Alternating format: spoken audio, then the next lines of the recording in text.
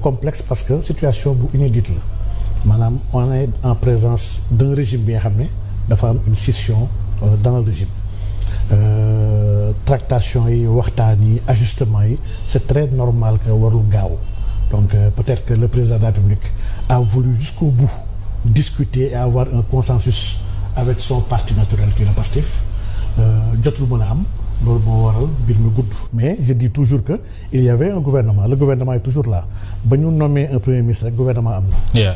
Parce que le gouvernement est une institution. bi nga xam ne qu'il y a des membres nag les ministres sont des membres du gouvernement mais ba ñu defee décret tabb premier ministre rek gouvernement mu ngi fi. donc vraiment situation bi yàgg na. mais il y a aucun délai ci wàllu yoon bu wax ni tant de jours. nga am pour mën a tabb ay ministres. Très bien. Il faut nga waxtaan. C'est important. Suivant les objectifs, suivant le contexte, suivant les aspirations et les orientations, suivant la réalité politique du moment, il y a beaucoup d'aspects et même l'organisation territoriale ndax former un gouvernement ñu bëri xamuñ ni c'est pas facile.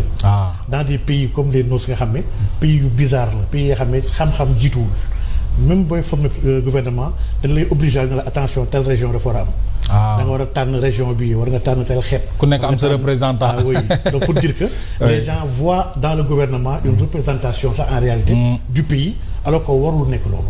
Un gouvernement c'est une équipe bi nga xam ne dynamique qui a des missions nga tabb leen ay objectifs yu leer jox leen ay missions ñu doxal. Très bien loolu leer na alors balaa ñu dugg ci gouvernement bi dama bëgg a tàmbali ba fii maanaam ci tàmbalikaay bi dañu toog benn àjjuma le premier ministre ne day dem assemblée nationale en tant que premier ministre booba dem fa comme nam fa yàgg a demee rek dem wax fa ay wax yu nga xam ne ñu bëri jàpp nañu ne xëy na dafa tegginewul ci diggam ak le président de la République bi nga xam ne je le rappelle toujours institution la alors ca ngoon sa le président démettre ko alors est-ce que mbir bi bett na la le président de la République Bassirou Diomaye dàq Ousmane Sonko.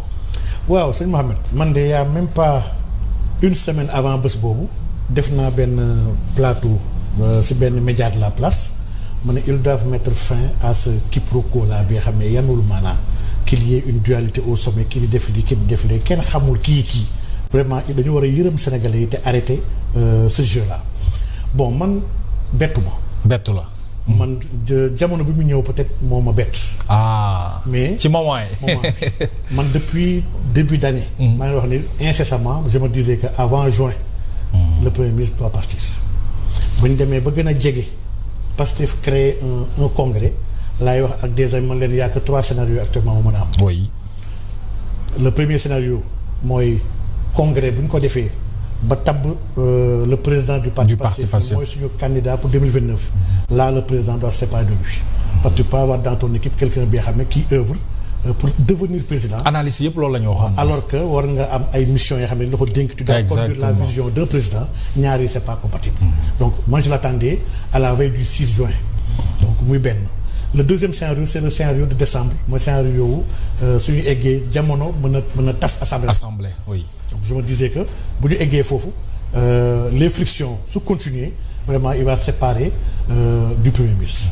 Le troisième scénario c'était à la veille des élections locales ndax quand un président a une coalition ut ay maire bëgg am une représentation moom premier ministre mën ñu jàkkaarloo ci ay représentation locale. Donc dans les pires scénarios c'était en début d'année 2027. Dans le plus pire en tout cas des scénarios. C'était en juin. Jàpp ma nekk ni président wàcc na wàccee mu ko wàccee. waaju ko jàpp parce que même le premier ministre boo xoolee discours am. jour boobu il a été surpris xaaral ñu koy wàccee. Très bien loolu la mais nag comme d'habitude il est parti il s'est prononcé sur des sujets yoo xam ne su nekkoon homme d'état sax.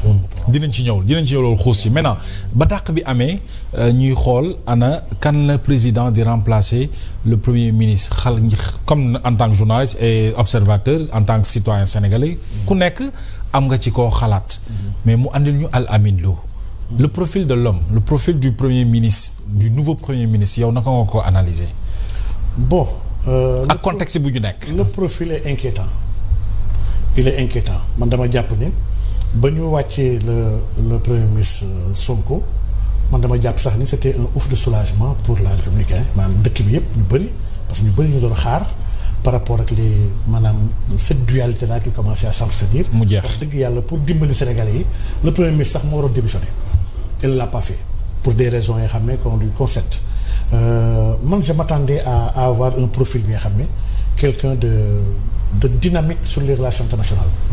Quelqu'un qui connaît les marchés internationaux, quelqu'un qui am relation financière parce que le problème du Sénégal actuellement sëñ Mohamed. C'est économique. waaw c'est d'ordre économique. du affaire administration du technocrate du lii yëpp. pour man c'est un problème purement financier économique. Il y a l'image du Sénégal qui est détériorée. Il y a l'incapacité du Sénégal à avoir accès dans beaucoup de marchés dans le monde. Il y a l'incapacité du Sénégal à drainer des partenaires yoo xam ne qui veulent travailler le Sénégal. Donc vraiment, moi j'attendais des profils comme ay ñoom Makhtar Diop par exemple. Waaw. bu Banque mondiale. Oui. Je me disais que c'était un profil exceptionnel bi nga xam ne qui pouvait décanter la situation actuelle. Il y en a d'autres qui sont là ñi nga xam ne mën nañu dindi situation bi. Al-Amine Lo sincèrement je l'attendais pas. waaw xaw na bett ñu bëri. Quand le président de la République fait son choix sur cet homme-là, il a des raisons, il a ses raisons. Am na logique am bi nga xam ne peut-être am na lu mu bëgg mu conduiral ko bi nga xam ne kooku doy na ko ci parce que encore une fois il faut le dire le président nomme aux emplois civils et militaires. Ça c'est clair. ku am confiance am mu wóolu la doyloo la sañ na la tabb. Absolument. Donc et vraiment le travail de premier ministre du travail na gëm Sonko a pu être premier ministre pendant 2 ans man gëm naa ne ku nekk mën nekk premier ministre Sénégal. Ah oui. Ah oui. Donc et pendant 2 ans le pays a stagné. Dëkk bi dafa taxaw. C'est ça. Dëkk bi bougé wul avancé wul dëkk bi régressé na ci wàllu image ci influence. économie bi taxaw na. Influence Sénégal yàqu na. Le Sénégal bu ñu xamoon dans sa lueur et dans sa splendeur. Mais ils ont tout bousillé en 2 ans. Et son co-premier ministre à la tête. C'est son bilan. 26 mois à la tête du gouvernement, c'est la moitié presque d'un mandat. Un mandat, c'est 60 mois, 5 ans. 60 mois, c'est 30 mois, moins la moitié. Il a fait 26 mois à la tête du pays, sans faire bouger le pays. Madame, économiquement, sur les standards macroéconomiques, sur les agrégats, madame, sur les plus numéros saytu. Pour xool ne dëkk mu ngi dynamique mu ngi en mouvement. Mais ce pays-là n'a pas bougé loolu mooy la vérité des faits. Alors loolu dinañ ci ñëw xuusaat ci bu baax mais qu'est-ce que cela vous inspire le discours de Al-Amine Lo le tout nouveau premier ministre tout juste après sa nomination que il est là pour déglu président lu mu wax lu mu ko tere mu bàyyi lu mu ko digal mu def ko est-ce que également le président soxlawul woon loolu pour se sentir quand même président de la République pour sentir ne au moins mi ngi ci fauteuil. waaw man dama jàpp ne. Le président sax en réalité soxlawul benn Baye Fall. Ah.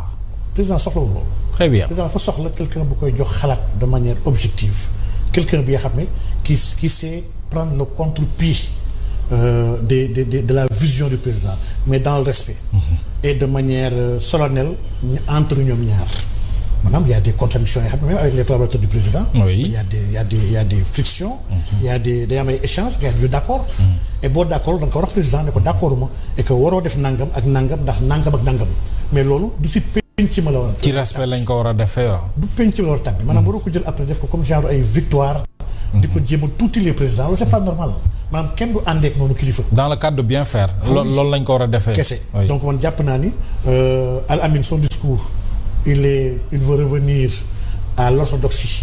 bu gars yi jàppoon ni ça a été bafoué. waaw bon bu dee président tam loolu la soxla. waaw président li mu soxla. très bien parce que président tamit lépp lu ko mën a dimbali pour mën a conduire sa mission mais il doit le faire ndax encore une fois c'est le président le Sénégalais yi élire moom moo waat ne dafay respecter la loi te dafay liggéey dëkk bi donc lu ko mën a dimbali ci liggéey dëkk boobu très sincèrement le président a des informations que beaucoup de gens n'ont pas. C'est clair ñu dawal tuuti ñu am gouvernement bu yees ñi ci dugal bëgg naa nga wax ma profil yi naka nga ko jàngate mais balay boobu les ministères de souveraineté mu téyewaat ko le président de la République. ban lecture. mais dans tous les pays sérieux le président moo war a téye les ministères de souveraineté il doit y mettre des hommes yoo xam ne moom daf leen wóolu. mais noonu la war demee dans tous les pays. Il y a qu'au Sénégal où des gens pensent que benn nit moo war a décider de l'alpha et l'oméga du pays comme si pays bi héritage am la donc le président doit avoir une mainmise ndax encore une fois ma lay sànq moom moo waat. waaw moo waat mooy rendre compte de waaw. même faute bi ministre yi def sax. le président a dernier ressort. daf koy incombé. donc man jàpp naa ni les ministères de souveraineté il y a un signal fort qui a été lancé bon man à 80% je suis en phase avec lui. Ah oui. ndax vraiment dama yàggoon wax que ministère de l'intérieur fi dëkk bi toll waroo ko jox sa partisan. Le profil Matar Cissé. C'est un excellent profil. Matar Cissé c'est un homme du sérail man j'ai eu à travailler avec lui à la présidence c'est un homme compétent, un homme discret, un homme humble. Et surtout nag taalibe la. C'est un homme qui est simple. Très sincèrement. jàpp naa ni moom farul ak kenn. ndax waroo jox sa partisan ministère de l'intérieur. soobaa opposant yi ciy gis un signal de répression bi nga xam ne du dalal le jeu politique. ba ñu ko joxee Bamba Cissé dama gëmmoon ni il va faire le travail mais il n'a rien fait là-bas. lan la fa def jàpp ay picc. dégager des ambulants sans pour autant sax mu am continuité. même on a dégagé des gens. Une semaine après, ces mêmes gens sont revenus. Dans certaines artères, on n'a touché à personne. Maanaam action populisme yooyu moo baaxul ci dëkk. Assumer son amour ci son premier ministre. mais loolu c'est catastrophique taxaw na damaa bëgg diw ak dafa ma neex rek mais loolu on n'est pas dans une séance d'amour. sëñ Mohamed fii du relation d'amour quoi. on est dans un pays c'est éminemment sérieux. Donc que tu l'aimes que tu l'aimes pas ça ne regarde pas. Ça nous intéresse pas. yow sa liggéey lan la. mooy garantir la sécurité publique. Régenter l'intérieur du pays ci maandu ak ci dal ak ci diggu doomu ba kenn bañ a yëg ni kii la faral. loolu rôle ministre de l'Intérieur. Oui. Donc man je suis totalement en phase avec le président signal mu joxe. Sur le ministre de l'Intérieur. sama coup de cœur nag yoo xam ne moo neexal sama xol. Justice. C'est la justice. Maître Moussa Sarr. mais Maître Moussa Sarr moom kese yow rek ministre de la justice. Oui. Maître Moussa Sarr c'est quelqu'un bi nga xam ne durant plus de 10 ans. Il s'est battu pour les libertés individuelles et collectives dans ce pays. Oui. Il le fait gratuitement à ses frais. Man il m'a défendu. Il s'est constitué nekk sama avocat du benn du ñaar. Dans tous mes dossiers. Il se mobilise. Quand même. musuma ko jox dërëm. Quand même. Au contraire damay nekk kaso sax muy dem di jëndi ay livres parce que xam na ni j'aime lire. Ah oui. di ma andil ay livres dama professeur livre bi génn na xam naa ne boo nekkoon ci biir da nga koy lire am lii pour yow la. Je sais que yeneen détenus yu bëri yu nekkoon ci kaso yi ñii ils payaient leur loyer ñii ils leur achetaient ay yére ay t-shirt ay chemises ba ci ay caleçons dafa ko jël ay xale ci biir kaso. Quand même. mais Maître Moussa Sarr c'est quelqu'un bi nga xam ne xam na lan mooy tooñ te d'accord ci tooñ. et nit bu am fulla la bi nga xam ne kenn du ko defloo n'importe quoi. Donc c'est l'homme qu'il faut à la place qu'il faut. Man mënuma gis. Maître Moussa Sarr ci quelqu'un bi nga xam ne xam na l'état de la justice xam na tooñ gi fi mu toll xam na l'insécurité judiciaire bi nga xam ne que les gens les politiques ont produit dans ce pays. C'est très important. et man gëm naa ni il va pas accepter loolu di ko ne daw. c'est un militant bi nga xam ne il milite contre l'article 80. Oui. dafa gëm ni article 80 warul nekk ci suñu corpus juridique c'est quelqu'un bi nga xam ne qui est contre les gardes à vue à outrance les routes de parquet maanaam lépp lu ñu tàmm jooy ci justice. gëm naa ni voilà l'homme qui est à la bonne place en tout cas pour mën a régler problème. kon les détenus seen xel war na dal. ñoom ñëpp. oui pour koo xam ne jàppale nañu bëri ci biir kaso bi. daf ci xeex ay ati at. ba ginnaaw loolu et c'est quelqu'un bi nga xam ne tout ce qui est juste l'interpelle. Il a été l'avocat de Imam Aliou Badara Ndao. Ah, on se rappelle. Yàlla yërëm ko. Ndeysaan. Maître Moussa Sarr, c'est quelqu'un bi nga xam ne dans toutes les causes justes et nobles il s'implique. Absolument. Donc vraiment man dama am yaakaar gëm ni li ñu yàgg xeex ne justice warul naax saay avec Moussa Sarr gëm naa ni kenn du weñ loxoom dara fa am fulla nit la bi nga xam ne yàlla defal na ko teraanga xam na boppam xam na mooy kan donc vraiment man je suis très heureux. Très bien. maa ngi fàttaliku ba ñu njëkkee formé gouvernement tabb Ousmane Diagne. waaw j'avais dit que j'étais pas d'accord sur le choix d'Ousmane Diagne. waaw on se rappelle. qu'il fallait mettre Moussa Sarr. Donc vraiment tey l'histoire vous a donné raison. alhamdulilah. Alors beneen affaire bu ñu jàngat ci gouvernement professeur bokk na ci le premier ministre sortant dafa ne amul benn membre Pastef bi ne ci biir gouvernement bi ñun ñu xëy gis ci Yankhoba Diémé bi ñu jox forces armées nga xam ne ministère de souveraineté la gis fa Moussa Balla Fofana alliés yi ñu gis fa ñi nga xamante ni ñoo di Dianté ñu wane fa itam ñu gis fa ku mel ni Guirassy ak Déthié Fall. Alors cette situation yow lecture politique ci loolu. waaw le premier ministre a lancé l'ex-premier ministre. waaw l'ancien premier ministre a manœuvré. il a voulu instaurer un combat politique man jàpp naa ne dafa juum. jàpp naa ne bu amoon conseiller dëgg du agir de la sorte. mais bref droit am la gis-gisam la dañ koy nangul. mais nag cette situation là montre que dans Pastef ñëpp kon déggaluñu ko. ndax Yankhoba Diémé boobu kenn mënu ko génne ci Pastef la bokk. moo ma jaaxal. la vice-présidente groupe Pastef les Patriotes bu nekkoon assemblée la dame la Marie xawma la. oui bu ñu nommé Pastef la bokk. moo nekk ministre moom lañ jox ministère de la femme léegi. moom lañ jox ministère de la femme. ministre de la santé Ibrahima Sy. Pastef la bokk ñii ñëpp waa Pastef rek mais kon déggaluñu ki nga xam ne mooy le président du Pastef lii ça montre que déjà la session est déjà claire li fu ñu jëm nag avec le discours du premier ministre on sait que Pastef ira vers des exclusions il faut traduire les récalcitrants et ceux qui veulent pas s'aligner derrière le chef. Il faut les traduire dans le conseil de discipline et parce qu'il y a des outils habilités pour mën a exclure des gens. wax na ko dem mais en les excluant nga xam ni ils vont nañ daggaale benn parti bi ndax ñooñu localité ñu nekk muy benn nit wala muy ñaar nit am na mais absolument bëgg nañ leen kon mën nañ xaar scission ci parti bi. ah oui mooy li war a am sax. une partie du parti bi nekk ci gouvernement bi et une partie de l'opposition. Depuis un mois 2 mois loolu dama ne gars yi fi ñu jëmi ji Pastef dina am 3 groupes. Le premier groupe mooy ñi nga xam ne ils vont rester fidèles à Ousmane Sonko. Oui. C'est vrai que ils sont majoritaires. Oui. Ils vont rester fidèles à lui parce que ñun c'est la personne dañu bëgg du ay idéaux du projet du principe dara. nit ki la ñu bëgg et ils ont le droit dëgg yàlla ndax bëggeel nag yàlla moo koy def. yàlla mooy def nga bëgg kenn sans pouvoir l'expliquer. Il y a un deuxième groupe bi nga xam ne qui vont aller rejoindre Diomaye. Ah oui, forcément. C'est un des artisans et un des bâtisseurs du PASTEF. Bien sûr. Il l'a rappelé dans son Absolument. mu am ci ay soppe am ci ay xarit am ci ñi xam ne moo leen convaincre ñu dugg ñi liggéey ak moom la ñu gën a xam ko Sonko c'est logique et normal que ces gens-là vont avoir une sensibilité pour Diomaye ils vont y aller. Troisièmement mu am ñi nga xam ne nag dañu naan sax bàyyi Pastef ils vont se rendre compte que ces gens-là ci débat wu personne ak ci ay mbiru bopp la ñu nekk li ñu jaay ak li ñu nekk du benn ils vont dañuy bàyyi. Donc ñett yi moom c'était à prévoir depuis maintenant quelque temps je l'avais dit ci benn samay tribune ma ne lii analyse politique claire et pure. waaw nii lay demee et dara mënul tax mbañ a léegi Diomaye nag. à tout fera tout pour mën a piocher dans Pastef il va le faire. C'est clair mën def daf koy def. C'est clair ndax dafay gis lii sama moomeel la. ah oui dama ci sonn def naa ci lépp fukki at liggéey naa ci am naa ci wàll. kenn mënu ko ci génnee noonu. kenn mënu ko ci génne këcceet ko ci noonu. ñoom kay il devait être logique. waaw il devait exclure Diomaye. waaw waaw moo ma jaaxal. il fait toujours partie. Quand un militant crée une coalition. am ay activités politiques yi nga xam ne sax dafa nekk en concurrence avec parti d'origine bi nga xam ne fa la bokk. mais il devait traduire gars yi génne ci parti bi ils sont pas conséquents. ils ont voulu être dans le pouvoir principe yi ñuy wax yëpp man def vraiment jaaxal na ma gisuma benn principe Pastef. Très bien alors de manière générale est-ce que am nga optimisme ci gouvernement bi ñu teg ak contexte bu ñu dund depuis 2 ans yaa ngi koy rappelé en début d'émission que Sénégal réew mi fu mu toll nii ñëpp xam nañu ne ci crise la nekk est-ce que équipe bu bees bi am nga ci yaakaar pour perspective yi. bon jàpp nañu ne serait très tôt. am yaakaar la ñàkk yaakaar mais man dama gëm le régime actuel parce que régime Pastef la. waaw. Pastef a fait presque la moitié du mandat ils avaient tous les portefeuilles ministériels en main. C'est clair. Ils avaient la primature, ils avaient les ministères souverains, ils avaient tout. Ils ont la majorité à l'Assemblée nationale. Ils ont toutes les directions générales presque à 97%. Toutes les directions générales ça ñu fa nekk di ko diriger ak les agences les PCA les Pastef la régime Pastef la mënuñu créer benn irresponsabilité. pour jéem a simmeeku sur Diomaye wala ni ñoom ce sont les bons c'est faux.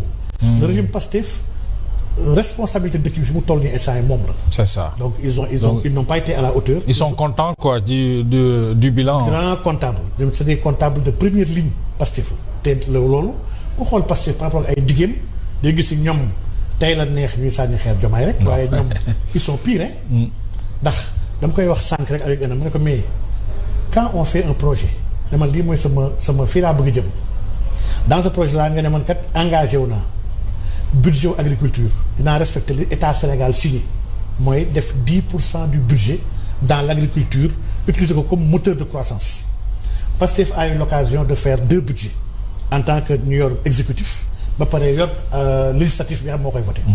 Ils n'ont jamais respecté ce qu'ils avaient dit sur le budget de 10%.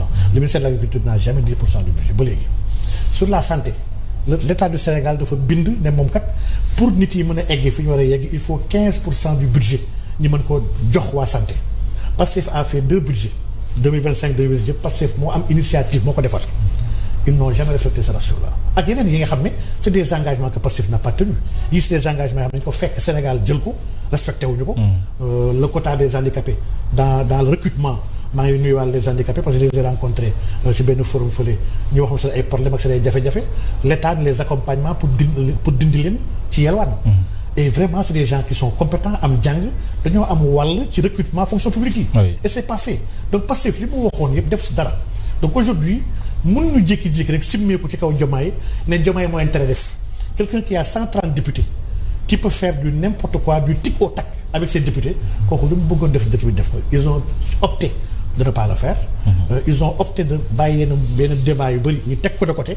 loolu ñoom c'était de la politique politicienne. mais vraiment aujourd'hui li am moom mooy que la situation actuelle politiquement du pays ñu ngi xaar gouvernement bi di ko xool à travers les actes en tout cas le pays va très mal.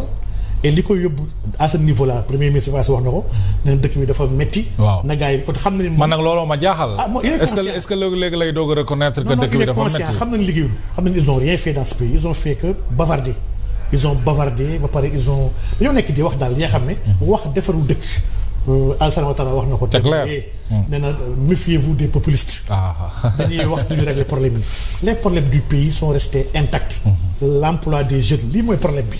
lii Pastef n'a pas su venir à bout au contraire Pastef continuer na dans les migrations circulaires di yóbbu xale yi ay Espagne ñuy witti ji ay tomate ak ay kanja Pastef gaal yi arrêté wul xale yaa ngi dem ba tey ci gaal yi malgré la répression malgré lépp xale yi amuñu yaakaar ci réew mi la redistribution des richesses du pays kenn gisu si dara ni ba tey l'intérêt le capital financier international surtout le capital occidental moo téye l'économie Pastef a fait des réformettes yi nga xam ne ce sont des réformettes. mais dans la profondeur et dans la structure de l'économie sénégalaise rien n'a été touché. Rien de concret. donc vraiment gouvernement bi dama jàpp ni ñëpp a war a ñaanal. ñu réussir. waaw quand même. bu ñu réussir ndamu Sénégal. ndamu Sénégal la. bu ñu réussirul tamit ils vont nous compliquer la tâche ñun ñi nga xam ne ñoo war a wuutu pour defar dëkk bi. ça va être beaucoup plus compliqué c'est clair alors et la situation pour être cohérent la situation de certains directeurs généraux. yow dañ leen war a selon vous dañ leen war a démettre wala dañu war a démissionner parce que mu wane nañu aussi seen loyauté ci le président du parti Pastef. waaw ñoom ils sont pas sérieux man dama jàpp ne ñoom ils sont pas sérieux d'ailleurs am na si ñenn ñu ma doon gis ñi nga xam ne ils étaient très bruyants. waaw ils étaient très yaru nañ de. ils étaient très agités. mais gis naa ne temps yi gis naa ne ils ont mis. dal nañu quoi l'eau dans leur bissap pour ne pas dire. 20 pour nga dem ay jullit lañu. waaw donc sëñ Mohamed. quand à un niveau supérieur. un parti décide ne man joxewuma et loolu erreur la mais nag ça traduit dans la profondeur que ces gens-là ne sont pas animés par la réussite de ce pays-là bëgguñu dëkk bi avancer ndax en fin stratège quelqu'un qui pense qu'il a un projet quelqu'un bi nga xam ne gëm na ni war naa sàmm sama dëkk war naa ko aar kooku Mohamed même bu waree def ay concessions jël sur lui. même bu waree teg égoom de côté war na mën a dugg pour jéem a liggéey defar dëkk bi bu bañee dugg ngir xool nu mu defantee rek kooku dëkk bi ñor ko. Yonent bi sallallahu alayhi wasallam daf ñu jàngal. lu extraordinaire à travers le traité de Houdaybiya. à Houdaybiya financé à l'an 6 de l'hégire Yonent bi sallallahu alayhi wasallam dafa ñëw pour aj si Makka ñëw pour dugg Makka.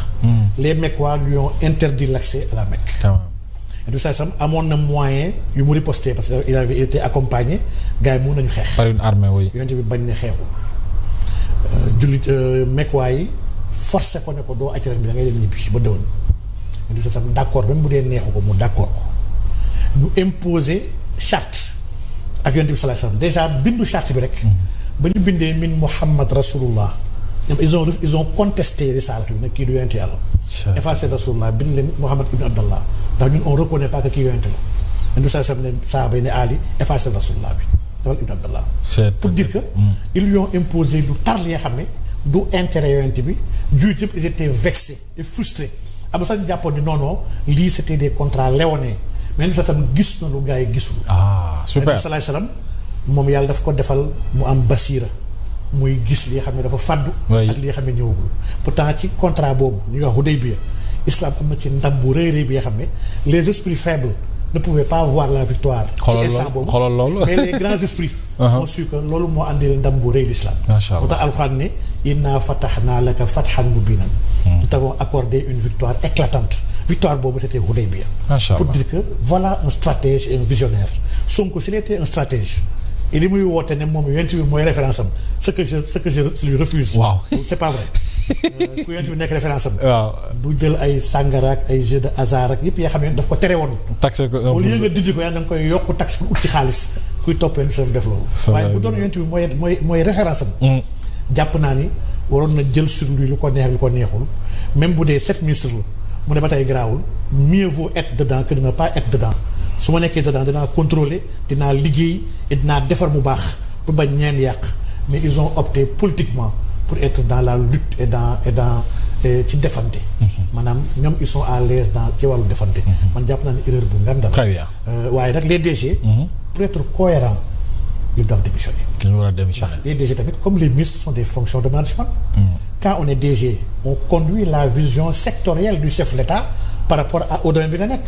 bu dee tu n'es pas en phase politiquement avec le chef de l'État mais tu dois pas rester là-bas et man dama gëm ni même bu ñu amul la grandeur ak la noblesse parce qu'ils doivent être nobles de démissionner suñ ko deful mais le président doit les démettre. cohérence pour cohérence. le président doit avoir aujourd'hui une liste de toutes les directions générales kenn ku nekk mu tudd ko remplaçant ndax ñii même dans un futur proche ñeme nañ def une démission préventive pour mën a bloquer dëkk bi et loolu le président doit être vraiment outillé.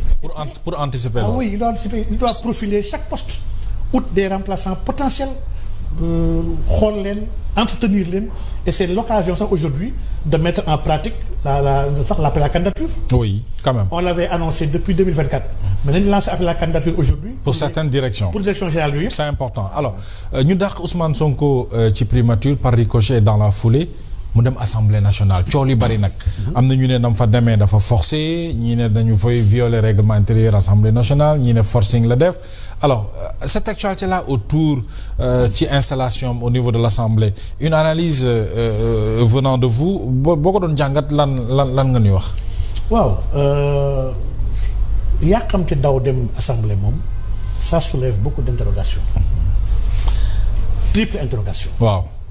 bi si jiitu voilà quelqu'un qui dit qu'il était fatigué qui était soulagé d'être démis de ses fonctions primatoriales pour daw dem xaw a mériter un peu de repos parce que ce sont 2 ans qu'il a fait avec de dur labeur yaa xam ne daf ko sonal daa bëgg dem sax si kër googu dem tëdd noppalu mais kooku noppalul sax une semaine kon kooku sonul woon et loolu ça traduit chez l'imaginaire en tout cas du Sénégalais lambda pas des partisans ak des militants mais du Sénégalais lambda di gis ne kii c'est un pouvoiriste kii dafa mel ni pouvoir kese ko ñor daal ndax jël nañ ko fële waaye daw na gaaw dem uti leneen donc lii déjà c'est un mauvais signe muy benn ñaareel bi sur la forme mais la forme elle est catastrophique. waaw Mohamed mënoo ñu wàccee la de tes fonctions de premier ministre nga war a doxal les affaires courantes war a préparer dossiers yi war a waajal sa passation ak sa successeur nga tal dem jëli benn fonction. procédure bi. mais lii c'est gauche ci wàllu éthique maanaam li ko xool dina poser des questions mais fii la moo fi jar daw bay daanu ñetteel bi sur le fond. waaw mais sur le fond man j'ai écouté et lu après avoir fait mes recherches personnelles j'ai écouté et lu beaucoup de spécialistes du droit parlementaire. mais en réalité li ñu def nii ce sont des entorses et des irrégularités yoo xam ni ils ont été dans l'illégalité pour forcer une personne maanaam dellu boobu mënul nekk maanaam suñu xoolee à l'état actuel des textes. oui non dellu mënul nekk. ñi naan dafa suspendre woon. non suspension te texte yi exactement texte yi amul fenn fu ñu bind. suspension. et fi ñuy naxee nit yi. ils ont fait ils ont changé le règlement intérieur de l'Assemblée nationale. en 2025. waaw en octobre foog naa 2025. oui mais en intégrant que ministre bu jógee ci gouvernement mën na ñëwaat jël postam mais octobre 2025 boobu ça ne touche pas un acte bi nga xam ne qui lui est antérieur. exactement maanaam le droit.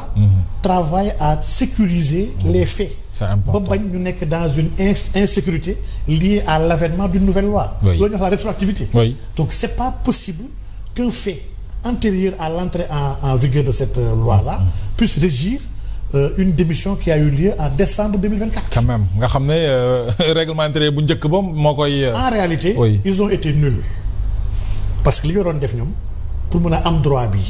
c'était de démissionner ba ñu gagner élection législative yi. le gouvernement devait présenter sa démission dem campagne gagner bu ñu gagner ba pare ñu jël fonction en tant que député ba pare simmeeku pour dem dans le gouvernement. donc ils l'ont fait par ignorance. dañoo xamul. tous les gouvernements yi fi jiitoon ce qu'ils faisaient loolu de problème la. su ñu demee ba premier ministre bi nga xam ne dafa war a dem élection mais dafay simmeeku ci fonction primatoriale am pour mu dem élection moo xam présidentielle la moo xam législative la pour mën a dem gagner bu gagner soobaa dafay nekk au niveau de l'article bi nga xam ne mooy le député qui qui a été sollicité pour aller à l'exécutif loolu c'est prévu par la loi par exemple Amadou Ba bu Pastef est dans cette situation là il a 1 mois pour mën a dellu Assemblée nationale parce que la loi prévoit cela mais quelqu'un bi xam ne kii ministre wax dëgg yàlla loi prévoir loolu donc li ñu def la démission de El Malick ni mu ko defee ci procédure jaarul yoon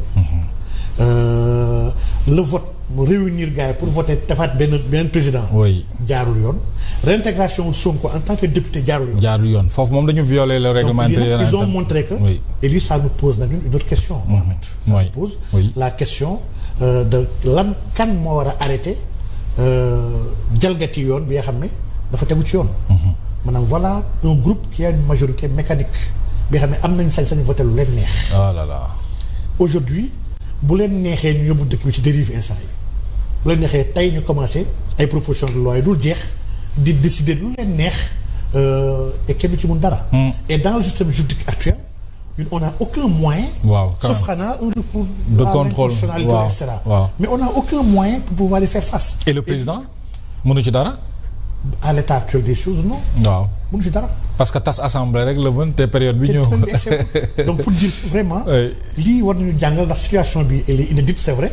mais situation bi mën na répété waat après et man dama gëm ni saa yu un événement xewee ci dëkk war nañ ci jàng jàpp ne kat war nañu ko mën a prévenir ba beneen yoon buy amaat du mën a andi gàllankoor. c'est important alors professeur la notion d'un homme d'état lan la dama bëgg nga wax ak jàngal sénégalais tey moom professeur bay nekk ci classe bi.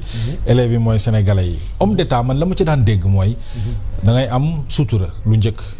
bañ a wax lépp ci penc mi. am bàmmeelu biir. mais ku gis sortie bi démb. maag président lu ñu waxante. c'est-à-dire nit ñi ñenn ñi seen yaram sax da doon daw. li nga doon waxante président ci bureau tëju 4 murs. nga bejj ko ci penc mi. est-ce que loolu mën nañ jàppee nit ki kon c'est un homme d'état. waaw loolu c'est une démarche vraiment une démarche populiste. tu sais nag dans le populisme. qui a été bien étudié par des chercheurs en sciences politiques ils ont bien travaillé la question du populisme. Yash Mounk rek y a un livre qu'il a écrit sur vraiment la démocratie et le populisme.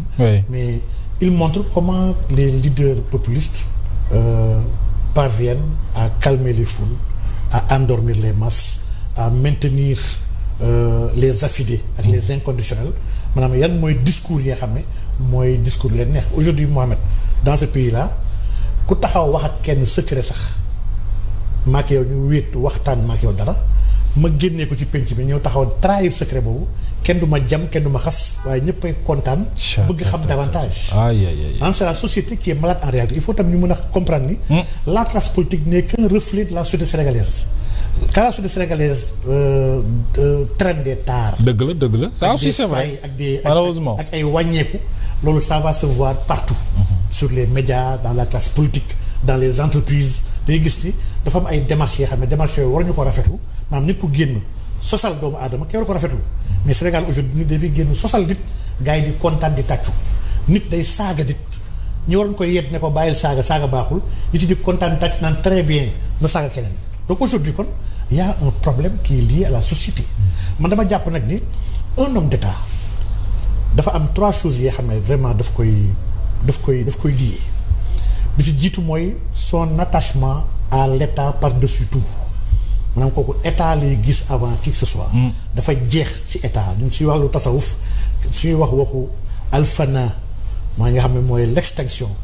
dañuy wax ne nit ki su duggee ci benn xadara dafay jeex ci xadara boobu dafay am fanaaw ci xadara boobu bu ci amee ba fanaa dafay dem ba seey ci xadara boobu ba moo xadara boobu ñu nekk benn tu verras dans les soufis dans les écrits soufis yu yàgg ya gis benn sufiyanke bi nga xam ne dina wax bu rëy gaa yi ne wax bi ni kii naka la ko mën a waxee ci yàlla fekk moom nekkul woon sax di wax mais dafa jeex ci benn essence bi nga xam ne looloo wax ci moom donc dire que un homme d'état c'est quelqu'un bi nga xam ne qui place l'état au-dessus de tout donc au-dessus de son ego au-dessus de ses ambitions au-dessus de ses volontés au-dessus de lu mu mënti am moom état moo ko jiitu muy benn ñaar c'est quelqu'un qui œuvre nuit et jour de manière secrète et de manière apparente il œuvre à stabiliser cet état-là et à faire progresser l'état à faire briller l'état lépp lu mu xam ni mën na andi gàllankoor wala mu ñàkkal solo état daf koy teer lépp lu mu gëm ni lii mën na gën a briller l'état mën na ko màggal mën na ko jox son éclat mën na tax nit yi gën koo wegg daf ciy dox. li mooy deuxième pilier wu ki yox homme d'état.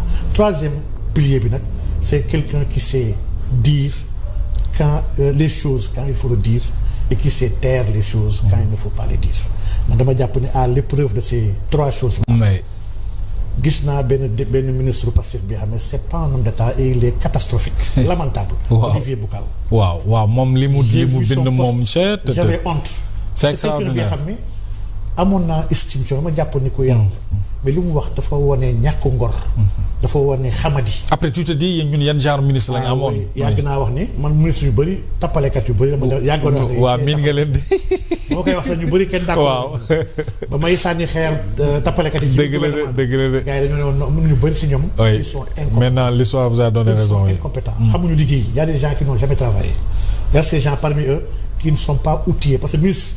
du question dara sax mais c'est des aptitudes managériales c'est des aptitudes humaines man dama gëm ni ce rapport là moo gën a kawe. ak sa jubluwaay ak sa itte ci defar dëkk bi donc man jàpp naa ni ñetti Mohamed. waaw ku ko boolewul tu n'es pas un homme d'état. très bien et dans le discours du PM d'hier ku ko déglu. di nga seetlu ñaari mbir benn bi di nga seetlu ni dafa mere président Diomaye. ndax ni muy waxee ci moom. waaw nga xam ni mere na ko te waxagul sama dama jàpp ni waxagul dina ko gënaat attaqué dina ko gën a dóor ndax c'est ça loolu mooy méthode am. loolu mooy sa démarche politique. c'est ça donc vraiment ci lañ ko xamee quoi. très bien alors il doit attaquer. il doit même dire des contre-vérités su ko jaree il va le faire. pour mën a discréditer quelqu'un. il a l'habitude de le faire. très bien alors maintenant quelle doit être la position des Sénégalais parce que c'est important il a fait focus ci 2029 ci nguur bu nga xam ne wax nga ko léegi Pastef la ñoomi neen la ils sont comptables il donne rendez-vous aux Sénégalais en 2029 maintenant ñun est-ce que Sénégalais yi waruñu am fulla xool li fi nekk ak ni ñu ko yoree ak ni ñu ko ŋàbbee ak résultat bi ñu ci ameegum que ñu ñuy joxañ 2029 loo xam ne ñëwagul ñun lan moo war a doon sunu taxawaay. yépp Sénégalais yi weesul loolu maanaam yow ku ñu jox nga yor genn wàllu mandat defoo dara lu am solo wolof dafay naan cin bu naree neex. waaw su baxee xeeñ lu neex waaw. bu fekkoon bu leen joxoon ñoom bu doon def lu am solo ci 2 ans et demi yi dañuy xam ne nii macha allah jar nañoo jox waaye Sénégalais ñoo yàqamti tàqalikoog ñi. Sénégalais aujourd'hui ñu ngi yàqamti mais 2029 dans quelles conditions lañ nar a joxe dëkk bi. est-ce que ñoom xam nañ loolu. mais Sénégalais ils sont très mécontents. de la gestion de Pastef ñu bëri nag ci Pastef malheureusement duñ ko xam. waaw ndax le militantisme et l'amour pour seen mbir. di tax mun ñu gis la vérité en réalité mais ñu bëri ñoo xam ne ñoo doon jàppale Pastef. gëm Pastef bàyyi Pastef. ñu bëri ñu gëmoon Pastef bàyyi Pastef parce que Pastef a montré que amuñu élégance républicaine muy benn. amuñu générosité même dans le compagnonnage même bu ñu ànd ak nit bëgguñu nga am lu baax. waaw daal nuru na ko nag. jàppuñu ni kenn war na am lu baax lu mooy seen leader donc c'est Pastef moom ils ont démontré que Sénégal bi ñu bëgg tabax bu war a boole Sénégalais yi war a defar Sénégal mu nekk réewu jàmm nekk réew buy avancé jëm kanam Pastef bu ñu ko tabax. Pastef parti état la gëm Pastef ku bokkul si ñoom dañoo jàpp ne waroo jiite. donc aujourd'hui Pastef mu ngi dans l'opposition man ñuy dem sax war a nekk seen ay alliés moo ma jaaxal. man de jaaxal na. man je trouve que au contraire les Sénégalais doivent sanctionner le régime Pastef. En 2029 au contraire tout sera fait sauf Pastef en réalité. parce que Pastef nous a démontré que détail wax lu amul solo ŋàññaate sosalaate mooy seen ligne politique en réalité. Pastef n'a pas de projet.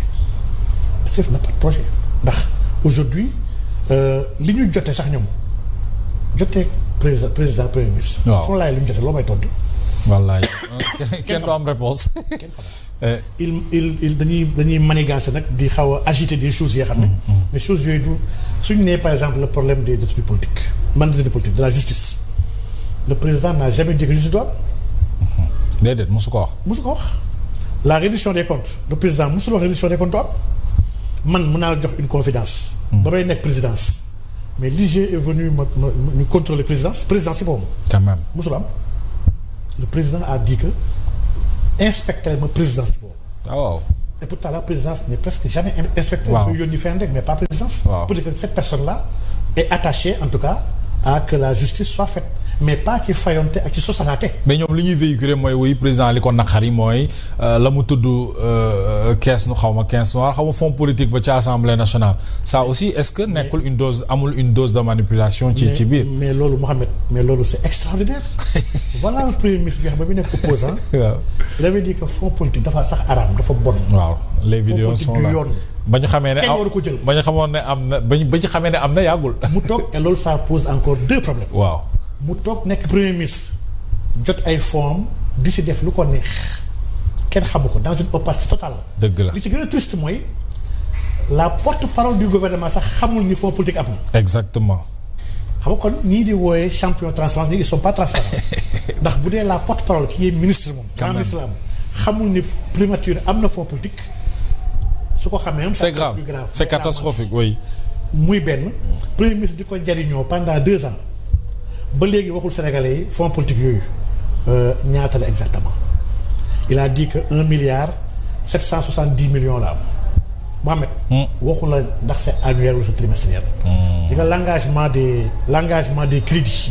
au niveau du ministère des finances engagement yi sont trimestriels da ngay engagé après nga liquider. procédure bi les comptables publics ñu may dégg ñoom xam na les procédures. oui premier ministre fonds politique bu ngandalaam pendant 2 ans il l'a utilisé et loolu mooy wane ko moom jubul ndax Mohamed ku jub booy da nga contre quelque chose. ba egg à ce niveau là waroo utiliser. personne n'est obligé d'utiliser des fonds yi nga fekk dans les lignes ndax y a ce qu'on appelle des lignes de crédit lignes yi am na lignes yu bëri yoo xam ne sax yow dañ koy bëgg utiliser ko ba fin d'année. xaalis boobu dafay dellu au niveau du finances. Donc il n'était pas obligé de l'utiliser. Pourquoi utiliser ko pendant 2 ans et bu débat amul woon nii à ce niveau là assemblée. oui duñu ko xam. kenn naru ko yëg il a même menacé. ne képp ku wax ne am naa fonds politique. ah oui naa teg ci yoon. on se rappelle quand même. mais jubadi. c'est dommage Mohamed jubadi weesul lii. maanaam kii ñoom lu ñuy wootee jubuñu. donc fonds politique dafa araam certes je suis d'accord avec lui sur le principe. mais comme bu mu nekkee primature il devait donner l'exemple ne man du ma ko laal. waaw kay. et au contraire je vais dire que moom li mu am ci fonds politique amul aucun premier ministre bu ko mës a am montant bi mu am je le tiens nag au défi amul premier ministre bu mës a am montant bu toll noonu donc kon moom moo gën a bëgg fonds politique ni mais le premier ministre mu ngi nekk di maye à gauche à droite il y a même pas longtemps maa ngi gis son directeur de cabinet son chef de cabinet son oncle dem xombol doon yóbbu benn enveloppe bu 15 millions pour may ko benn ASC foofu. ne premier ministre ma ko may. mais loolu waaw fan la jógee waroon wax ne loolu. c'est pas son salaire mais moom mu ngi maye à gauche droite par rapport ak ay mboqam ay xaritam ay am di jàmmam man ñun xam nañ li xew primature. quand même. mais quand il indexe les autres en se faisant passer pour le saint.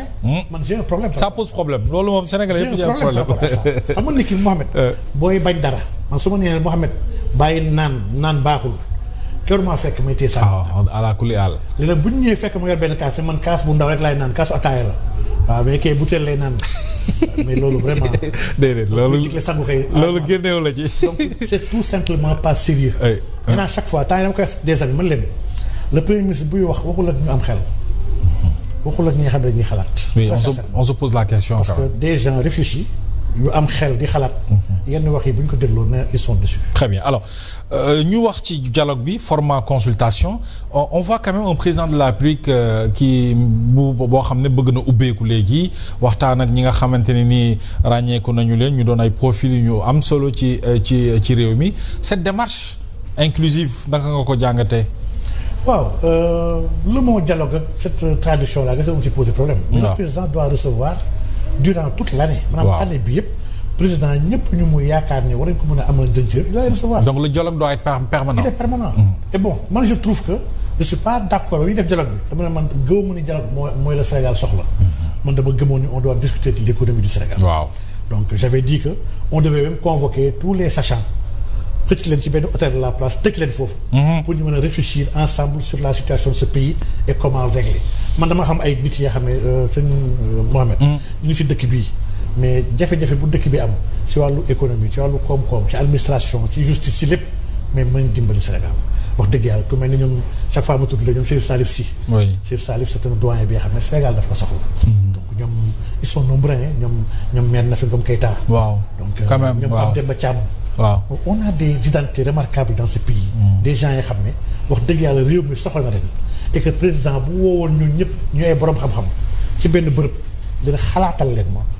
aujourd'hui Sénégal fii la nekk fii laa bëgg mu dem lii mooy plan bu Sénégal yor loolu ma ci mën a xalaatal pour mën ko joyanti defar ko gëm naa ni balaa 2 semaines wala 21 jours. Ils vont lui proposer li nga xam ne bu ko si tegee Sénégal dina am résultat. waaw mais man je salue nag jàpp naa ne président ku bëgg dialogue la. ku bëgg waxtaan la c'est quelqu'un bi nga xam ne bëgg na déglu ñëpp pour jariñu c'est une bonne chose. et warul yem ci benn weer wala ñaar wala quelques semaines. ça doit être permanent. discuter avec tout le monde et les forces de ce pays ne sont pas les forces politiques kese. les chefs d'entreprise sénégalais yu bëri yu sonn ñu doon discuter ak ñoom. ñooñu ñoo gën a yelloo sax ñoo gën a nekk urgence. Il y a les entreprises sénégalaises les entrepreneurs les industriels sénégalais qui sont en difficulté ñu si bëri gis naa initiative bu ñu teg bi xam ne suñu champion c'est une très bonne chose donte mën na gën a yaatu. waaw donc il nous faut travailler à fortifier ces entreprises là. Quand on dit que Sénégal 90% du tissu économique ce sont des PME PMI. quand même oui. Plus de 70% de ces PME PMI dañuy judd rek. ba pare dee avant 2-3 ans. quand même lii moom vraiment laaj na accompagnement technique accompagnement financier accompagnement fiscal il y a beaucoup d'accompagnement yoo xam ne état war na koo waajal par rapport ak ay entreprises am pour suqali économie bi te mën a créer par effet domino. c'est clair sax le développement. absolument incha allah. alors sur le plan économique ñu ngi ko doon rappeler léegi am nga yaakaar ñu am programme US ak FMI compte tenu du contexte actuel on a un nouveau premier ministre on a un nouveau gouvernement. xanaa léegi nag war nañu mën a waxtaan ak investisseurs yi ak bailleurs yi ak FMI. pourquoi pas un autre programme. dafa mel ni FMI moom Sénégal bëgg na liggéey moom. Le FMI n'a jamais été aussi chanté dans ce pays que sous le régime de ceux qui se proclamaient souverainistes. Ça c'est clair. jàpp naa ni le FMI dina am programme ak Sénégal man am programme ak FMI pour man c'est pas l'alpha et l'oméga du développement économique. Un développement il doit être pensé d'abord par nous et pour nous. Un pays bu souverain loin d'être dans l'autarcie, loin d'être dans un orgueil déplacé. Mais un pays doit savoir réfléchir à créer le dynamisme bu war. oui pour mën a suqali dëkkam. c'est clair gis naa ne en 2 ans rien n'a été fait. la souveraineté au sens propre. oui rien n'a été fait en 2 ans. En 2 ans on a palabré on a discuté. On a dénoncé. Ils ont aussi indexé. Bref, mais sans résultat réel. On a perdu beaucoup de temps. Trop de temps. Sur le plan économique, il n'y a rien, nos finances publiques. État du caaxaan. un parti boo ko yoree mën nga nekk di def ay déclaration. waaw pouvoir mën nga wax lu la neex nu mu la neexee. tu gênes personne parce que c'est un parti mais état du parti. donc man gëm naa ni aujourd'hui si wàllu économie ki ñu def premier ministre de c'est un produit du FMI.